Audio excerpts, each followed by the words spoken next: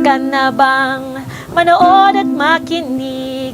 Kasama mo palagi si Teacher Arlene. Handa ka na bang manood at makinig? Kasama mo palagi si Teacher Arlene. Halina at matuto ng bagong aralin. Halina at matuto ng bagong aralin.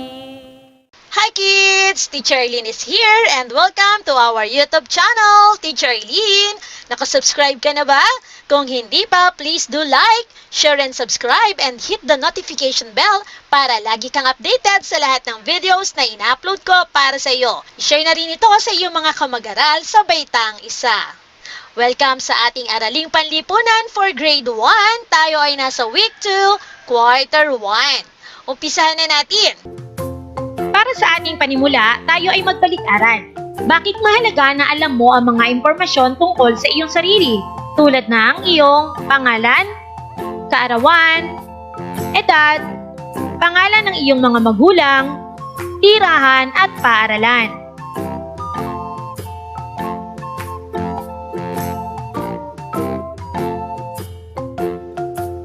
Alamin natin, tingnang mabuti ang mga bagay na nasa larawan.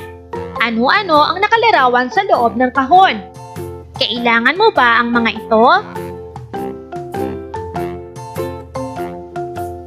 Tandaan natin, may iba't ibang pansariling pangangailangan ng bata. Pansariling pangangailangan ay mga bagay na kailangan sa araw-araw. Alamin kung ano-ano ang mga ito. Ang mga pangunahing pangangailangan ng tao ay pagkain, tirahan at kasuotan.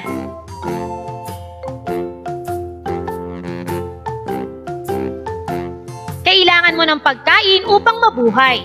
Ito ang magpapalakas at magpapalusog sa iyo. Makaiiwas ka sa sakit kung pagkain masusustansya ang iyong kakainin. Kailangan mo ng kasuotan na magbibigay ng proteksyon sa iyong katawan. May kasuotan para sa mainit na panahon. Kung mainit ang panahon, manipis na kasuotan ang isinusuot natin. Kung naman malamig ang panahon, makapal na kasuotan ang ating isinusuot.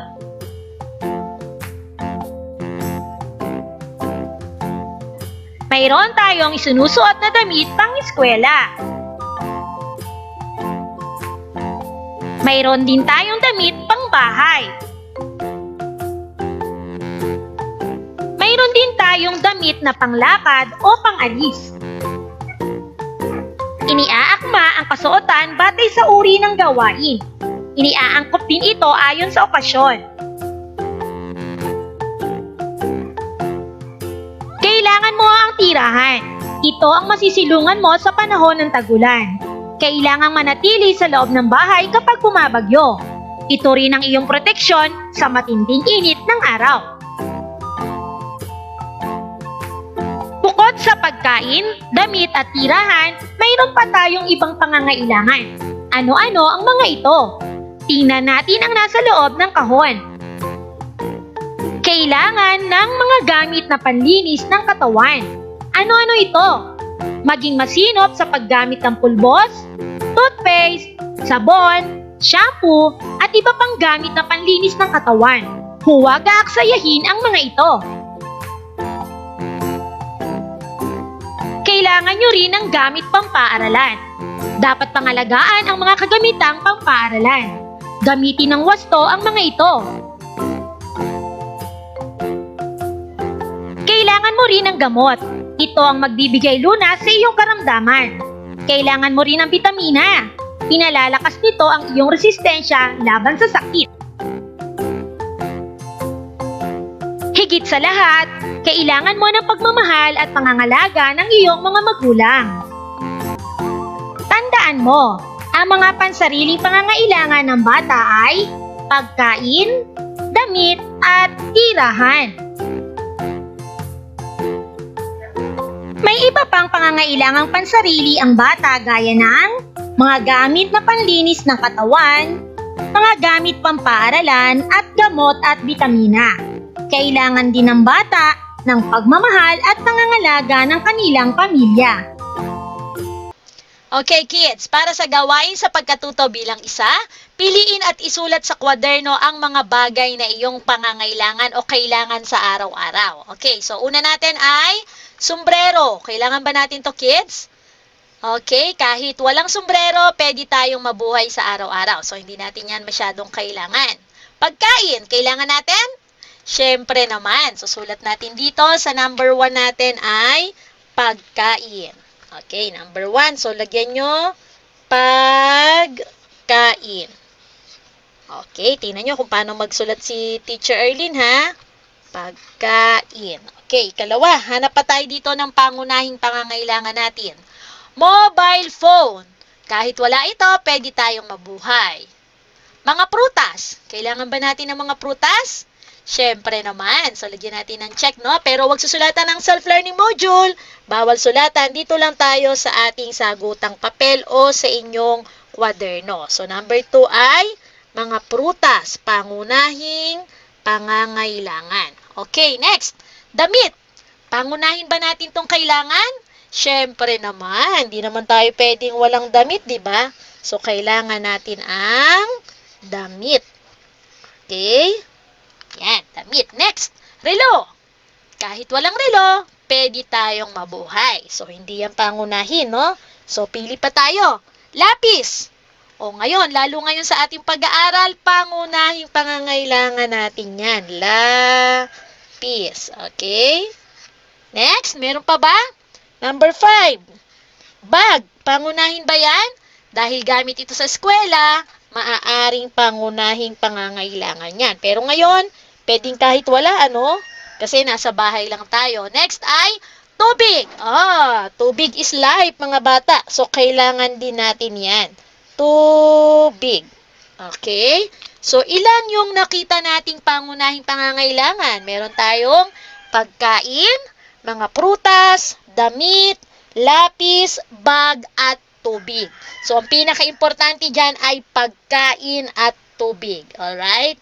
So, syempre, pangatlo na dyan yung damit. Kasi kailangan natin ng damit. O kasama ng pagkain, tubig ay mga prutas, sunod damit. At sunod ay yung mga pangangailangan natin para sa ating pag-aaral. Okay? So, yan ang ating mga pangunahing pangangailangan. Para naman sa ating gawain sa pagkatuto bilang 2, tingnan ang mga larawan sa bawat bilang. Lagyan natin ng check ang nagpapakita ng iyong pansariling pangangailangan at X naman kung hindi. So, gawin uli natin to sa ating kwaderno. So, check o X lamang ang ating isasagot. Lagyan natin ng check yung mga kailangan natin, mga bata. So, unang bilang, mga prutas, syempre. Okay, ikalawa, damit. Syempre naman po. Ikatlo, cellphone.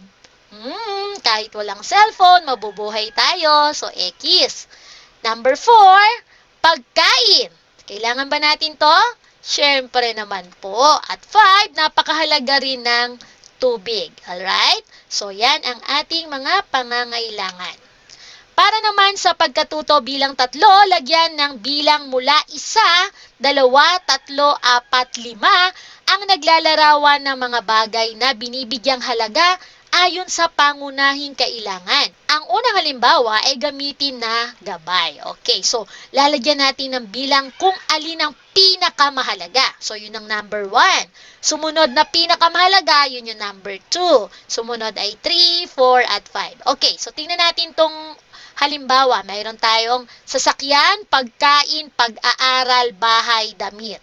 Okay, so nilagay niya dito, una, kailangan ng bahay. Siyempre, kailangan natin ng masisilungan. Yun ang una. Ikalawa ay pagkain. Ikatlo ay damit. At ikaapat, pag-aaral. Ikalima na lamang ang sasakyan. Okay, next, sa bahay. Alin ang ating pangunahing pangangailangan sa bahay? Tubigan, orasan, sabon, bola, tulugan. Okay, so ano yung unang-una nating kailangan? Sa bahay natin, kailangan meron tayong tubigan. Number 1. Sunod, kailangan natin ng tulugan. Okay, sunod, kailangan natin ng sabon para paliligo. And then, orasan, pang-4 na lamang yan. At bola, pang-5 na lamang. Alright? Ayan. So, yan ay depende sa ating kung alin ang pinakamahalaga. Ikalawa, sa pagkain, alin ang pinakakailangan natin? Candy, prutas, tsokolate, gulay, gatas. So, unang-una natin kailangan, lalo na mga batang tulad nyo ay gatas. Sunod ay, kailangan natin ng prutas. Sunod ay gulay. Sunod ay, tsaka na lamang ang tsokolate at candy. Alright? Next, number 3, damit. Alin ang pinakakailangan natin? Sando, panlamig, swimsuit, gown, uniform. So, pag nasa bahay, kailangan natin ng sando, lalo na pag mainit, ano? Sunod ay, syempre, kailangan natin ng panlamig. Ayan. Pangalawa, pag malamig, kailangan din natin ng uniform. Pangatlo na yan. Pang-apat na lang ang gown. May gown pa at may swimsuit.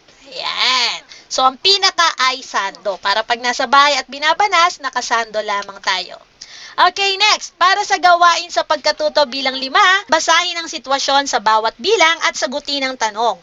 Isulat ang sagot sa iyong kwaderno. Okay, number 1. Gutom kang umuwi galing sa eskwelahan. Binigyan ka ng iyong nanay ng pera upang bumili ng makakain. Anong pagkain ang dapat mong bilhin? A. Tinapay. B. Soft drinks. C. Candy. D. Chichirya. Alin ba dyan ang masustansya at maaari kang mabusog? Kung ang sagot mo ay A. Tinapay, magaling, tama ka. Ikalawang bilang, isang tanghali ay biglang umulan ng malakas. Buti na lang ay may bahay na masisilungan ng inyong pamilya. Bakit daw kailangan tayo ay may tahanan? A. Dahil masaya sa labas kapag gabi. B.